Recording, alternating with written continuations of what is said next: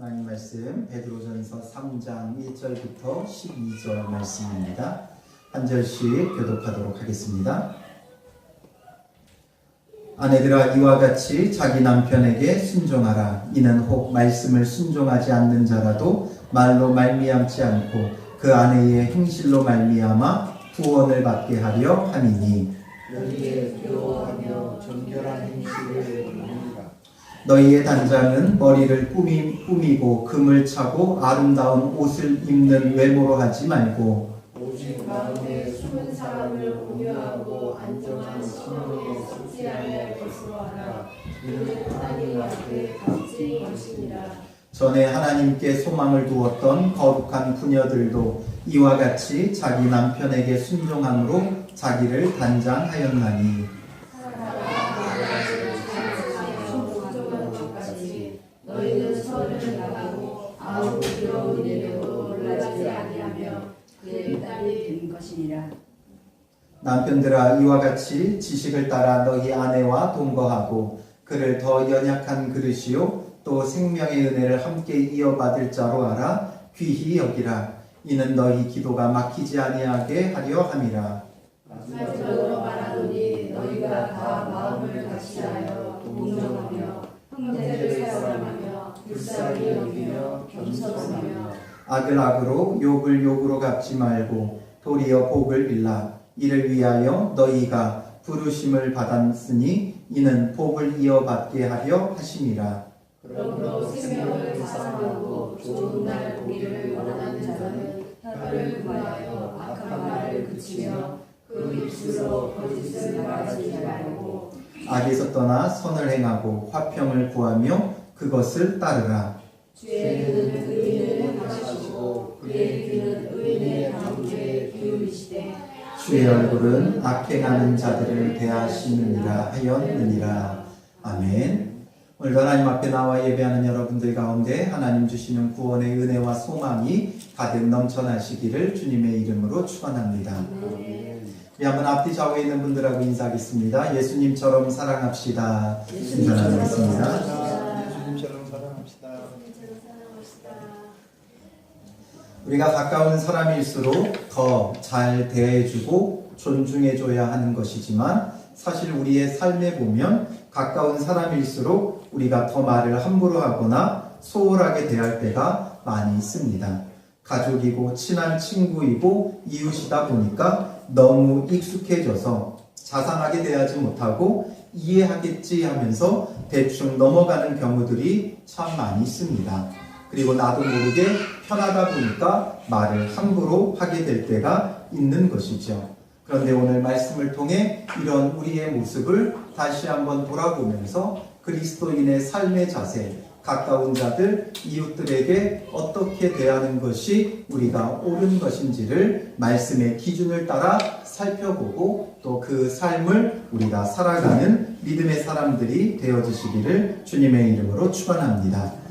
오늘 말씀에 보면 먼저 아내에 대한 모습에 대하여 말씀하고 있습니다. 1절 말씀 우리 다시 한번 같이 읽겠습니다. 아내들아 이와 같이 자기 남편에게 순종하라. 이는 혹 말씀을 순종하지 않는 자라도 말로 말미암지 않고 그 아내의 행실로 말미암아 구원을 받게 하려 함이니 라고 말씀하고 있습니다. 아내들이 남편을 대하는 가장 기본적인 삶의 자세가 무엇이냐? 자기 남편에게 순종하라라는 것이죠. 순종하란다고 해서 이것이 무언가 남편에게 주인된 입장과 그 권리를 주고자 함이 아니라 이것을 통해 말씀하려고 하는 것은 동등되다라는 것을 우리가 기본 전제 하에서 남편에게 순종하며 따를 것을 말하고 있습니다. 하나님 앞에 우리가 높고 낮음이 없습니다. 갈라디아서 3장 28절 보면 너희는 유대인이나 헬라인이나 종이나 자유인이나 남자나 여자나 다 그리스도 예수 안에서 하나이니라 라고 말씀하고 있습니다. 하나님 안에서는 인종과 신분과 성별, 직분의 차등은 없습니다. 높고 낮음이 없다는 겁니다. 주님 안에서 그저 구분이 있을 뿐이죠. 우리가 남자와 여자의 구분이 있는 것이지 남자가 더 우월하다거나 여자가 더 하등하다는 것을 말하려고 하는 것이 아닙니다. 주인과 종도 역시 우리는 상하의 개념으로 생각하지만 주인과 종으로 구분되었을 뿐입니다. 시대에 따라 그렇게 구분이 있었을 뿐이지 하나님 안에서 높고 낮음을 말하는 것이 결코 아니다라는 것이죠. 그런데 아내들에게 남편에게 순종하고 복종할 것을 말씀하고 계십니다. 왜냐하면 남자와 여자를 주님께서 창조하셨지만 남자 여자를 떠나 가장으로 세운 가정의 대표이기 때문입니다. 대표자 가장의 말을 따르라는 것이죠. 그래야 그 가정이 질서를 유지해 나아갈 수 있는 겁니다. 무조건 남자기 때문에 순종하라는 게 아니라 아내에게 남편이 있다는 것은 그 가정의 가장으로 하나님께서 남편을 세웠기 때문에 하나님 안에서 남편의 그 결정을 존중하고 따르라는 것을 말해주고 있는 것이죠. 그러므로 주님 안에서 우리가 가정의 가장을 하나님께서 세우신 대표자로 인정하며 따를 것을, 그 가정의 질서를 유지해 갈 것을 말해주고 있는 겁니다. 그 가정의 질서가 바르게 서지 못하면 갈등과 분쟁과 다툼이 될 것이고, 그러므로 그것을 통해 가정이 아름답게 세워질 수 없는 겁니다. 가장으로 세워진 남편은 아내의 순종을 통해 안정과 사랑을 느끼게 되어집니다. 아내가 순종하지 않을 때, 아내가 따라주지 않을 때 남편들은 그 가운데서 불안함과 또 그 안에서 사랑을 전혀 느낄 수가 없기 때문입니다. 남자와 여자를 창조하셨을 때 하나님 안에서 남성은 본성적으로 자기에게 순종하는 아내를 통해 그 사랑을 느낀다라는 것이죠. 다른 것으로 사랑을 느끼는 게 아닙니다. 맛있는 진수성찬을 차려준다고 남편이 사랑을 느끼는 게 아니고, 아내가 나가서 많은 돈을 벌어온다고 남편이 사랑을 느끼는 게 아니라 순종하는 아내를 통해 사랑을 느끼기 때문에 그것을 아시는 하나님께서 아내에게는 순종을 요구하시는 겁니다.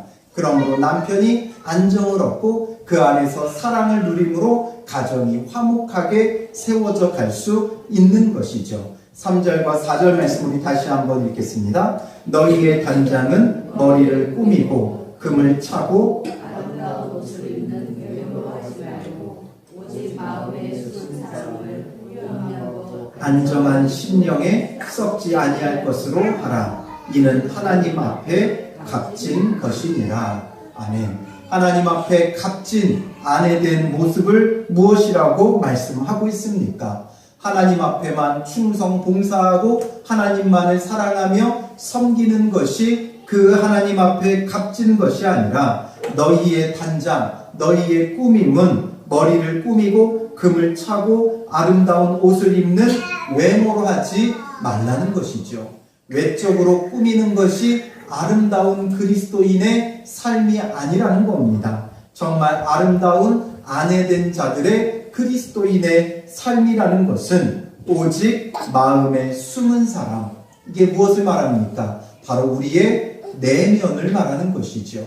우리의 인격과 우리의 성품과 우리의 그 내면의 모습들을 말하는 것입니다. 그래서 오직 마음에 숨은 사람을 온유하고 안정한 심령에 썩지 아니할 것으로 하라라고 말씀해 주고 있습니다. 온유하고 안정한 심령에서 그 순종의 모습을 보여주어야 하는 것이죠. 온유한 마음 또한 안정된 마음으로 그 가장에게 순종하는 모습을 보여줄 때 이것이 하나님 안에서 하나님 앞에 값진 그리스도인, 아내된 그리스도인들의 모습이다라는 것을 말해주고 있는 것이죠. 하나님을 사랑한다고, 예수 그리스도를 사랑한다고 교회에 나와서 충성 봉사하면서 남편에게는 소홀히 대하는 자들이 있다라는 것이죠. 그러므로 우리가 주님 안에서 자기가 그 가정 안에서 아내된 신분을 절대 잊지 말고 그 안에서 삶에서 어떠하느냐가 중요하다라는 것을 또한 말해주는 것이죠. 하나님 앞에서의 모습이 아니라 삶 속에서 내가 그리스도인으로 어떤 모습으로 살아가고 있느냐, 이것에 대해서 주님은 말씀해 주고 있는 겁니다. 꼭 아내라는 것으로 국한하기 이전에 우리가 삶 속에서 나의 의무를 다 감당해야 한다는 것이죠. 교회는 초대교회 때도 그랬지만 지금까지 교회 안에 여성의 비율이 더 많이 있습니다. 그러다 보니 이 여자분들이 교회에서의 그 삶과 가정에서의 삶에 차이가 난다라는 것이죠. 교회에서는 그 구원의 기쁨을 가지고 충성 봉사하지만 가정에 대하여 소홀한 경우가 많이 있는 것이죠. 그러니 그 가정 안에서도 아내된 돌이, 엄마된 돌이 이 모든 것들을 잘 감당하는 것이 주님 앞에서 값진 그리스도인의 모습이다라는 것을 말해주고 있는 것입니다. 그래서 온유하고 안정된 신령, 그 내면의 아름다운 모습이 무엇으로 가정 안에서 나타나느냐? 가장에게, 남편에게 순종하는 모습으로 나타나야 한다라는 것을 말로 말씀해주고 있는 겁니다. 그래서 이렇게 그리스도인의 참된 모습을 믿지 않는 남편에게 또 믿는 남편에게 다 보여준다면 그것을 통해 남편들은 사랑을 느끼고 그 가정을 더욱더 아름답고 든든하게 지켜나가고 세워나갈 수 있는 것입니다. 그리고 특별히 그 가운데 믿지 않는 남편들에게 이렇게 순종하는 모습을 가질 때 1절 뒷부분에 보면 자기 남편에게 순종하라. 이는 혹 말씀을 순종하지 않는 자라도, 말씀을 순종하지 않는 자라는 것은 믿지 않는 남편들을 이야기하고 있는 것이죠. 믿지 않는 남편들이라 할지라도 말로 말미암지 않고 그 아내의 행실로 말미암아 구원을 받게 하려 함이라. 복음은 말로 증거되어지는 것이 아닙니다. 아무리 100마디의 말로 복음이 증거되어지는 게 아니라, 복음은 말로 하는 게 아니라 보여주는 것이죠. 삶을 통해 아내들이 믿지 않는 남편에게 그 순종하는 모습, 또 2절에 너희의 두려워하며 정결한 행실을 봄으로, 순종함으로, 우리가 남편에게 순종함으로 그 두려워하며 정결한 행실들을 나타내 보여줄 때 믿지 않는 남편들이 복음을 알게 되고 복음의 능력이 이러한 것이구나라는 것을 깨닫고 믿음으로 나아올 수 있는 겁니다. 복음은 사실상 들려주는 것이 아니라 보여주는 것입니다. 아내에 순종하는 삶, 정결한 행실을 통해 복음의 능력을 보여줄 때 믿지 않는 자들이 그 복음에 반응하게 되는 겁니다. 모든 전도가 마찬가지죠. 말로만 예수 믿으세요. 예수 믿어야 구원받습니다. 예수 믿으면 복을 받습니다. 말로 하는 복음은 아무 힘이 없습니다. 거리에서 수많은 사람들이 복음을 외치지만 그 복음이 아무 소용없고 힘없고 그냥 울리는 메아리가 되어질 수밖에 없는 것은 복음을 말로만 하기 때문에 그렇습니다. 그리스도인들의 삶이 있었다면, 그리스도인들의 거룩하고 정결한 행실들이 소문나 있다면 거리에서 외치는 한마디의 말도 능력이 될 수 있습니다.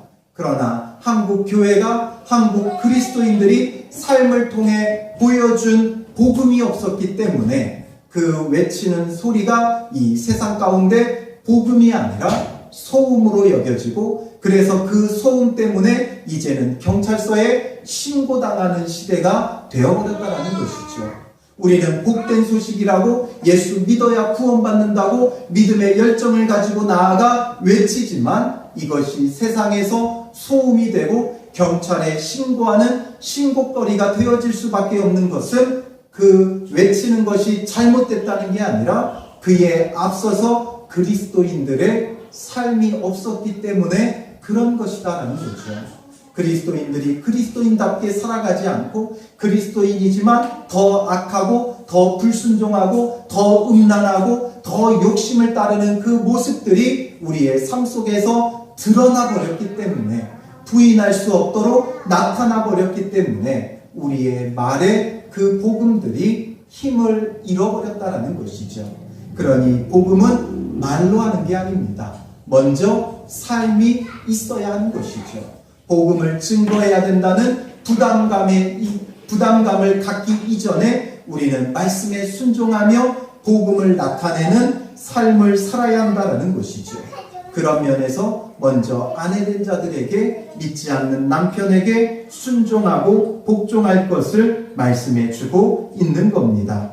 그리고 이어서 이제 남편들에게 말씀합니다. 7절 말씀 같이 읽겠습니다. 남편들아, 이와 같이 지식을 따라 너의 아내와 동거하고 그를 더 연약한 불시로 또 생명의 은혜를 함께 이어받을 자로 알아. 귀히 여기라. 이는 너희 기도가 막히지 아니하게 하려 함이라. 아멘. 이와 같이라고 말씀하고 있습니다. 이와 같이라는 건 무엇입니까? 앞서 아내들에게 말씀하셨던과 같이다라는 것이죠. 아내에게 말한 것이 무엇입니까? 너희 단장을 어떻게 하라고 했습니까? 외모로 하지 말고 오직 마음에 숨은 사람을 하라고 말씀하셨던 그대로 그 마음에 숨은 사람을 단장함으로 이렇게 행하라라는 것이죠. 외적으로 그 남편됨이 중요한 게 아니다라는 것이죠.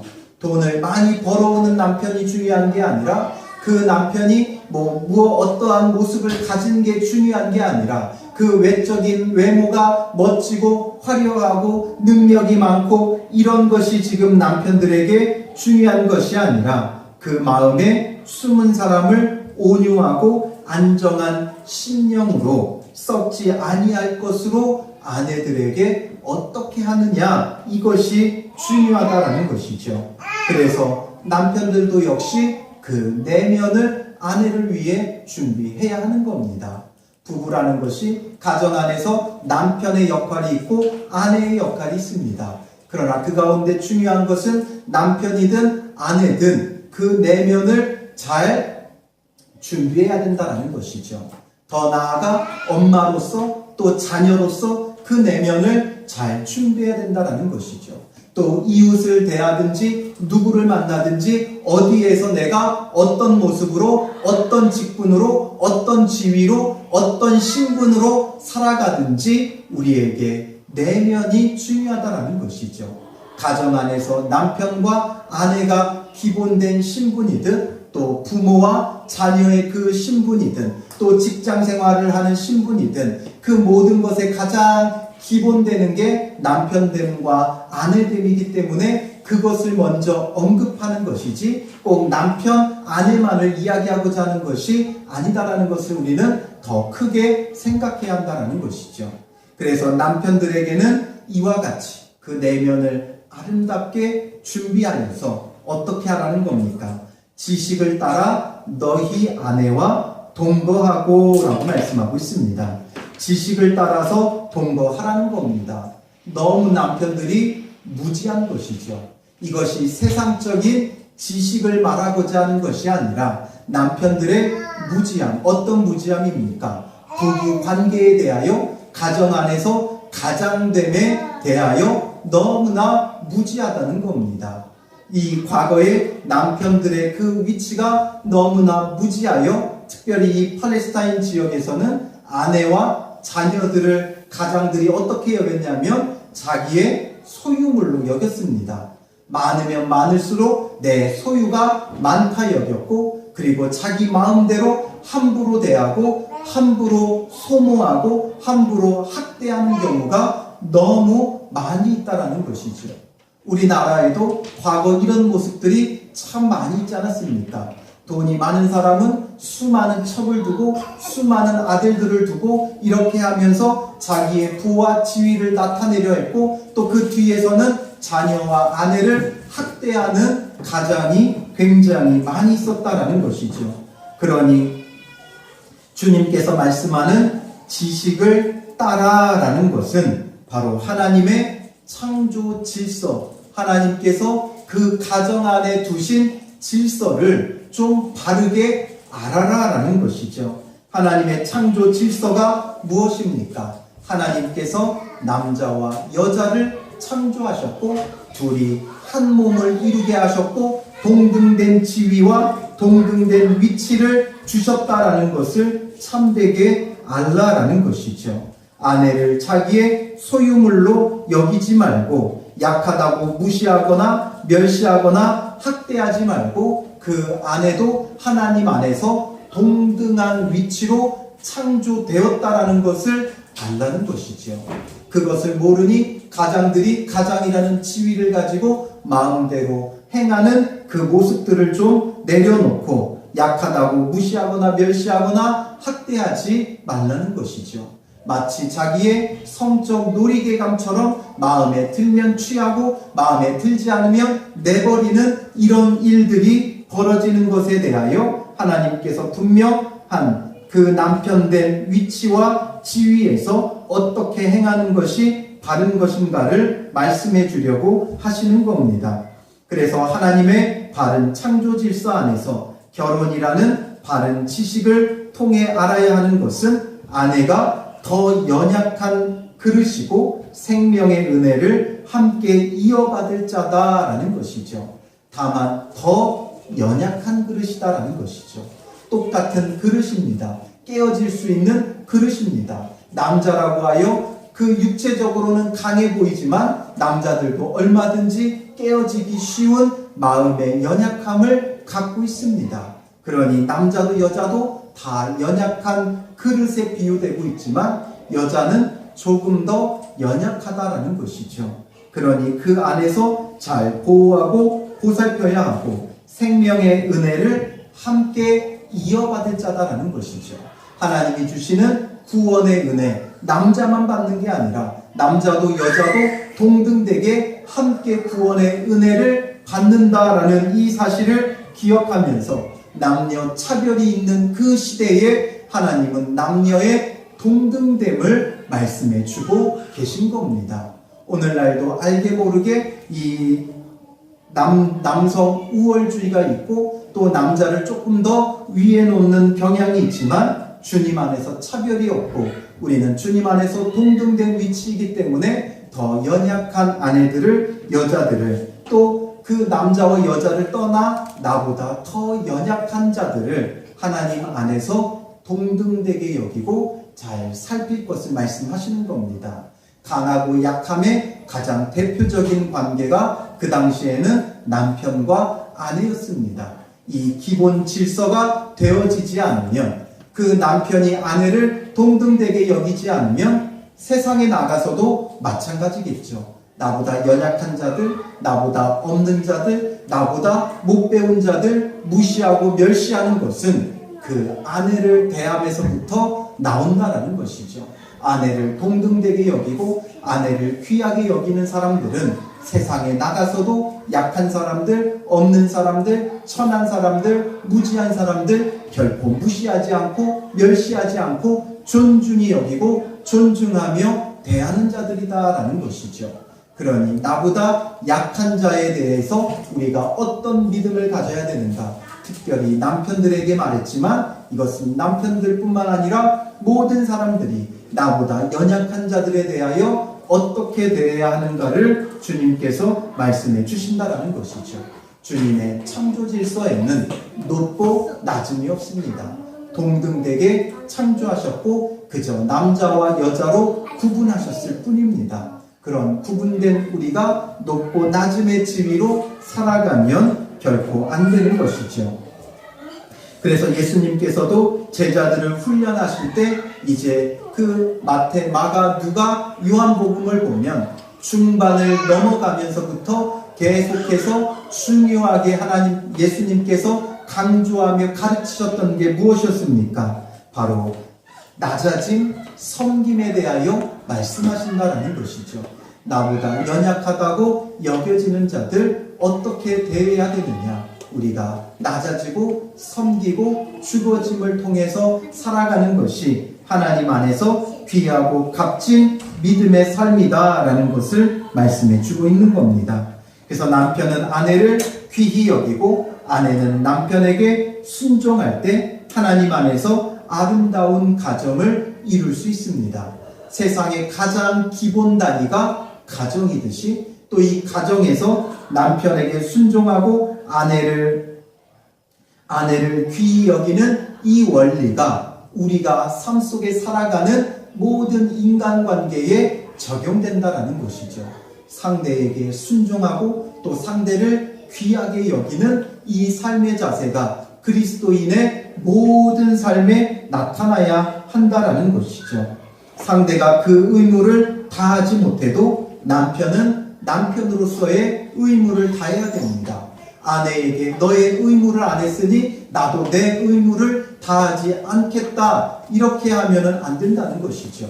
또 아내가 남편이 남편으로서의 의무를 다하지 않으니 나도 아내로서의 의무를 다하지 않겠다 이런 방식으로 우리가 삶의 자세를 가지면 안 된다는 것이죠.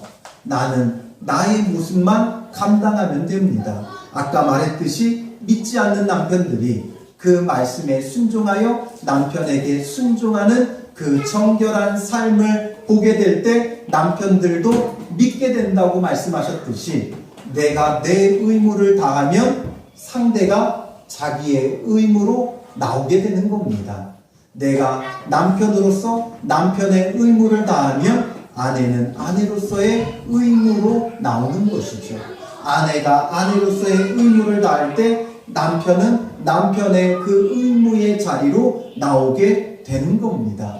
그런데 남편에게 왜 남편으로서의 의무를 다하지 않느냐고 남편으로서의 의무를 다하라고 강요한다거나 또 아내에게 아내로서 이것이 부족하다고 아내로서의 의무를 강요하게 되어지면 그것을 통해 서로의 의무를 감당하는 게 아니라 감정을 상하게 되고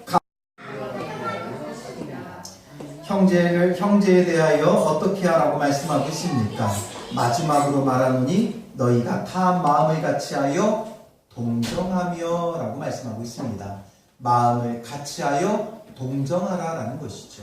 우리말로 동정이라고 번역했지만 이 헬라어 원어는 쉼파데이스라는 말입니다. 쉼파데이스라는 말은 함께 동참하여 고통을 받는, 공감을 나타내는, 서로 마음이 통하는 이런 뜻입니다. 이 개역개정 전에 개역성경에서는 체휼이라는 말로 번역을 했습니다. 제가 보기에는 이 체휼이라는 단어가 더 좋은 번역이라고 생각이 되어집니다. 몸으로 함께 느낀다라는 것이죠. 내 형제가 내 이웃이 당하는 그 마음을 우리가 같이 느껴줘야 된다는 것이죠. 아파하면 온몸으로 함께 아파해 줄 수 있어야 되고 또한 기뻐하면 정말 온몸으로 기뻐하며 즐거워해 줄 수 있어야 한다는 것이죠. 아파하면 그냥 안타까워하고 안 됐다고 여기고 잠시 기도하고 마는 게 아니라 정말 같은 마음으로 함께 아파해 줄 수 있어야 한다는 것이죠. 그 아픔을 바르게 알기 위해 이해하기 위해 힘써야 한다는 것이죠. 아프면 그냥 적당히 아파하나 보다 또 기뻐하면 적당히 기뻐하나 보다 이것이 아니라 내가 온몸으로 함께 느껴주는 자가 되어야 한다는 것이죠. 쉽게 위로하고 쉽게 같이 기뻐하는 게 아니라 그것을 같이 온몸으로 느끼기 위해 힘써야 한다는 것이죠. 얼마나 아파할까? 얼마나 아플까? 이 일로 인하여 얼마나 고통스러울까? 더 깊이 생각해주고 그것에 마음을 쓰고 함께 마음을 둬야 한다는 것이죠.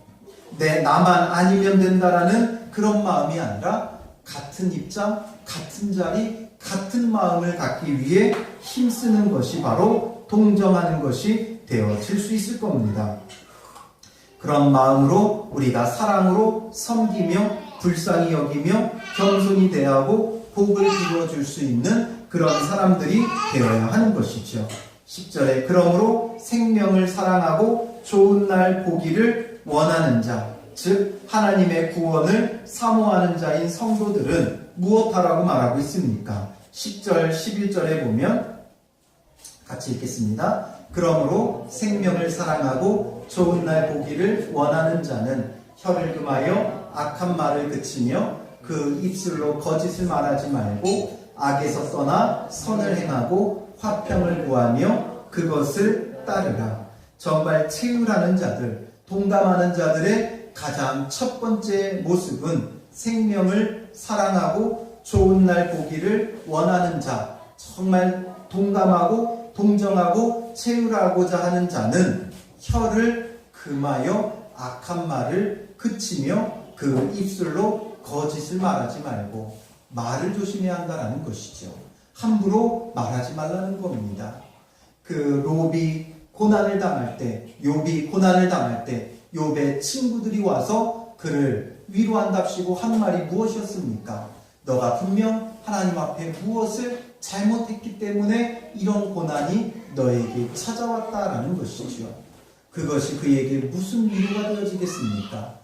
설령 욥이 하나님 앞에 범죄함으로 당하는 고난이랄지라도 그런 말이 그에게 위로가 되거나 소망이 되는 것이 결코 아니다라는 것이죠. 그러니 누가 고난당할 때 그 마음을 채울해야지. 그가 지금 자녀들을 잃고 모든 것을 잃고 아내도 떠나고 온몸에 질병에 걸려 고통스러워하는 그의 그 아픔을 헤아려 보려 하고 그 아픔을 이해하려고 힘써야지. 거기에서 무언가 말씀을 전하고 그 가운데 말씀으로 위로하고 말씀으로 무엇을 깨달으라고 한다고 되어지는 게 아닙니다. 말을 그쳐야 됩니다. 오히려 말을 그치고 생각해야 하는 것이죠. 어떤 아픔일까? 그 아픔이 얼마나 아플까? 얼마나 힘들까? 그러면 말을 함부로 할 수 없습니다.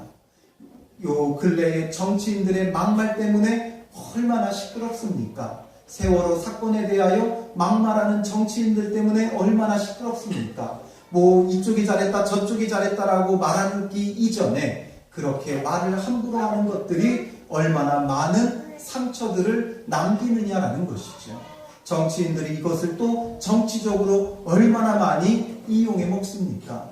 그러니 함부로 말 한마디 뱉는 것이 얼마나 위험한 일인 줄 알고 오히려 아픔 당할 때 말하지 않는 것이 더 덕이 되고 득이 된다는 것이죠.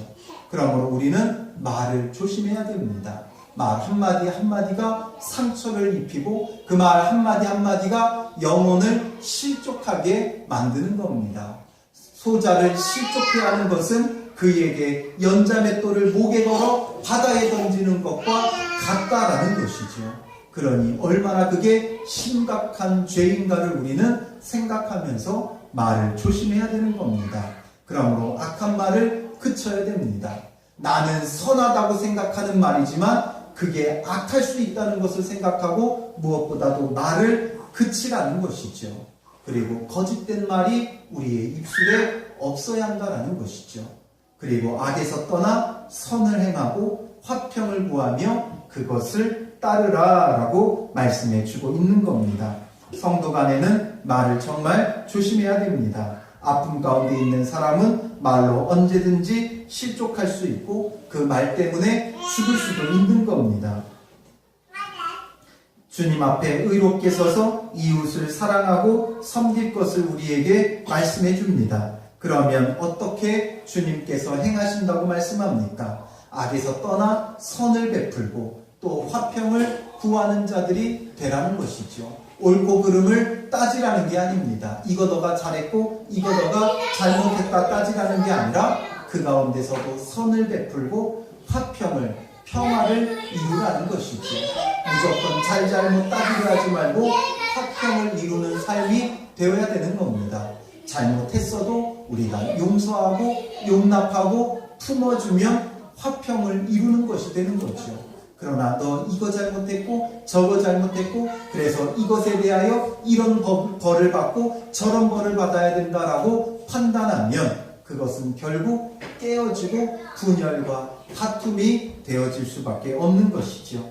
이렇게 내가 먼저 죽어지고 낮아지고 용서하고 용납함으로써 우리는 참되게 주님께서 세우고자 하시는 거룩한 일들을 세워가는 겁니다.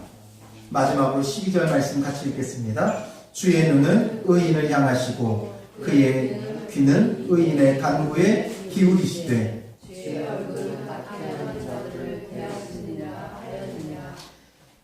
그러므로 주의 눈은 의인을 향하십니다. 주의 눈이 의인을 향한다는 게 무엇을 말씀하는 겁니까? 주님께서 살펴주시고 보호해 주신다는 것이죠. 그리고 그의 귀는 의인의 간구에 기울이시되 무엇을 간구하시든지 들어 응답해 주신다는 겁니다. 바로 앞에서 언급했던 대로 우리가 살아간다면 아내가 남편에게 순종하고 남편이 아내를 귀하게 여기고 또 이웃들과의 관계 속에 정말 그 아픔과 고통을 채우라며 동감해주고 또 선을 행하고 화평을 이루는 자가 우리가 되어진다면 주님의 눈이 우리를 향하실 것이고 주의 귀가 우리에게 기울이시는 겁니다. 그러나 그런 근본적인 삶의 자세로 살아가지 않으면 주의 얼굴은 악행하는 자들을 대하시느니라. 주의 얼굴을 대한다는 것은 주의 심판을 대면하게 되어진다라는 것을 말씀해 주고 있는 것이죠. 그러니 우리의 그리스도인의 삶의 자세, 남편, 아내, 또 이웃과의 관계를 떠나 어떤 자리든지 순종하고 귀히 여기고 또 사랑으로 서로 돌보고 화평을 이루는 자들이 되어질 때 우리를 통해 가정이 세워지는 것이고 교회가 세워지는 것이고 나라와 민족이 세워지는 은혜가 있는 겁니다.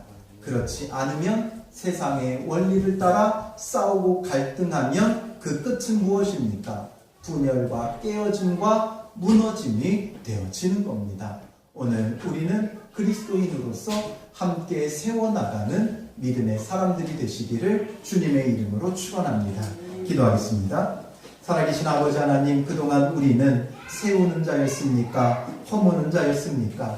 믿음이 있다고 하고 주님 앞에 나와서는 충성 봉사하며 예수 그리스도를 귀히 여기는 것 같지만 우리의 삶 속에서는 전혀 그렇지 못한 모습들이 불쑥불쑥 올라오는 것을 보게 되어집니다.